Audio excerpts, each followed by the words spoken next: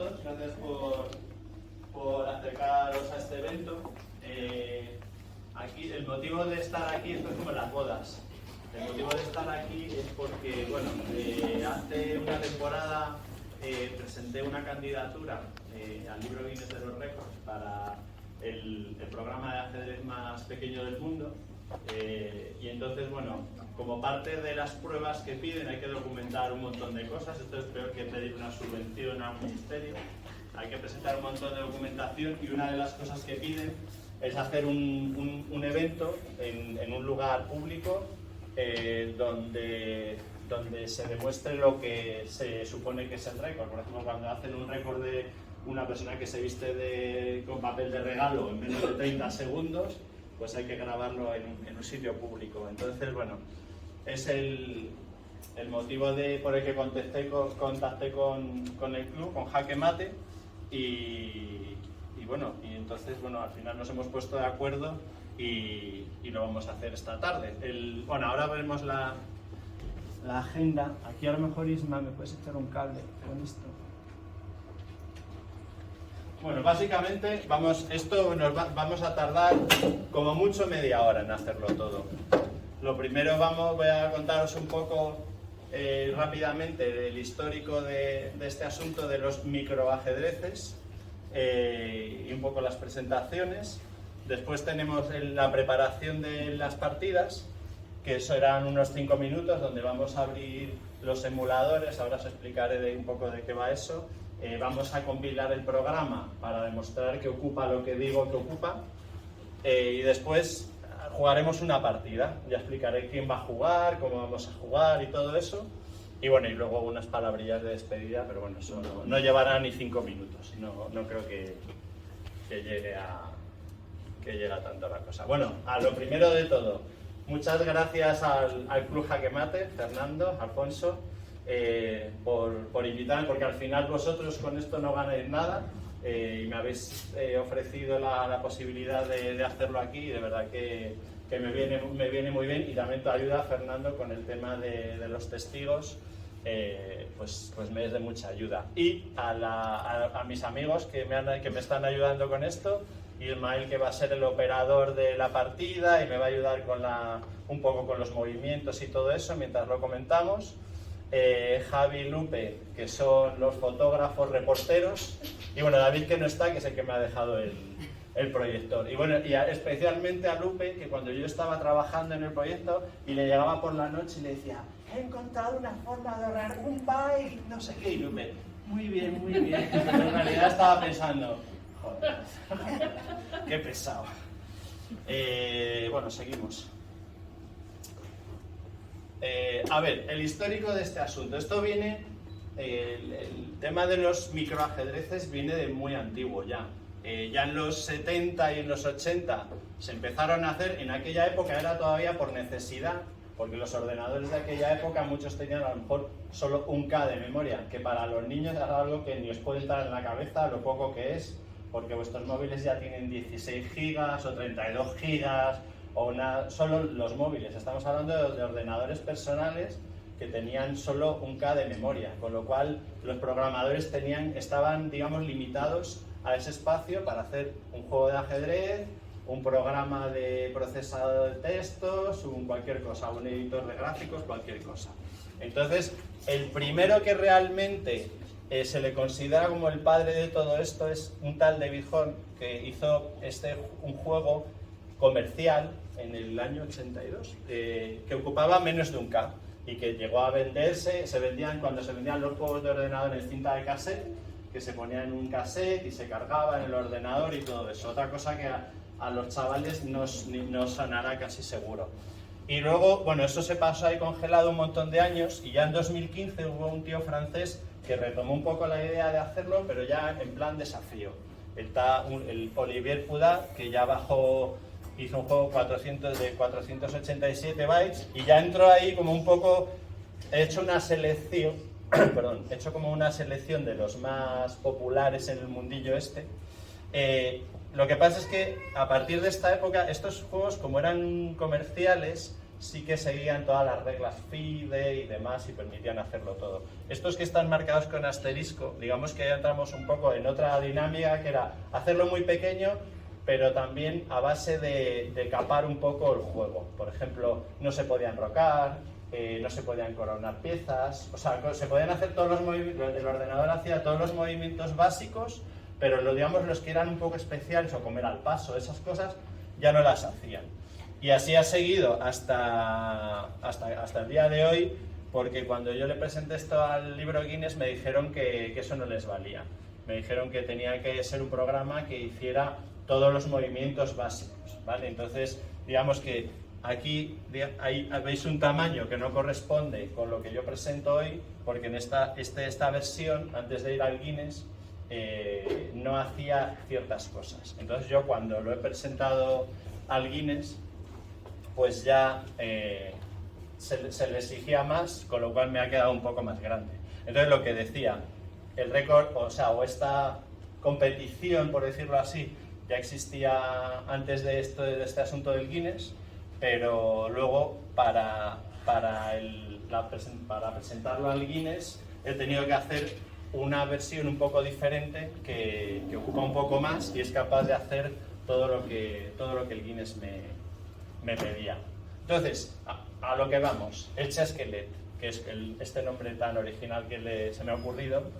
Bueno, ya os he contado lo de David Hone, que era un poco con lo que yo me encontré cuando me puse a hacer estas cosas, y a partir de lo que se me ocurrió hacer yo mi propia versión del juego. Y bueno, esto es un poco de vacile mío personal, he hecho más de 500 versiones para poder hacerlo todo lo pequeño que es y todo ese rollo. Y está hecho para un ordenador, el doméstico de la época, que se llama ZX Spectrum, que ahora creo, no sé si es ahora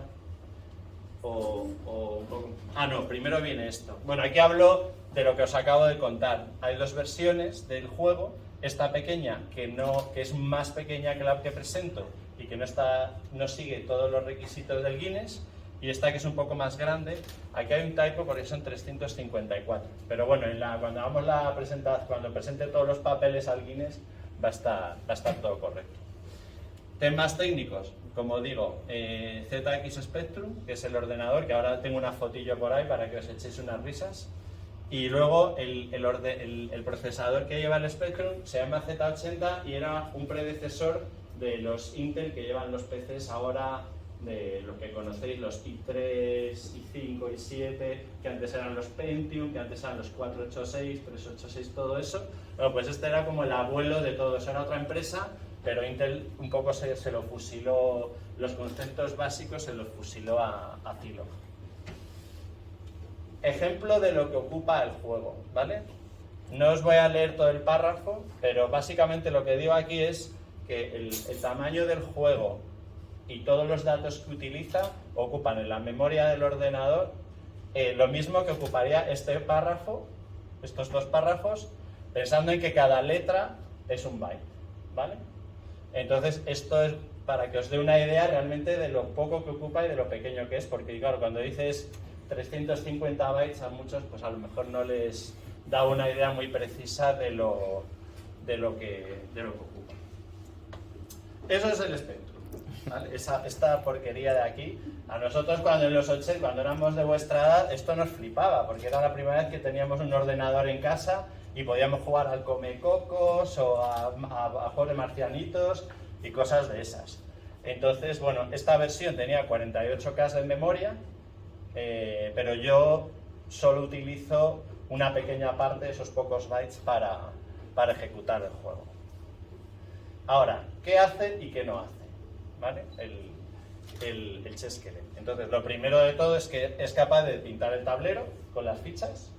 Las fichas no son gráficos, sino que son letras, con las letras en inglés de las fichas, el rey, el king, el queen, la q, el bishop, la b, la n, el knight, todas la p para el pawn, y luego las mayúsculas son para las blancas y las minúsculas son para las negras.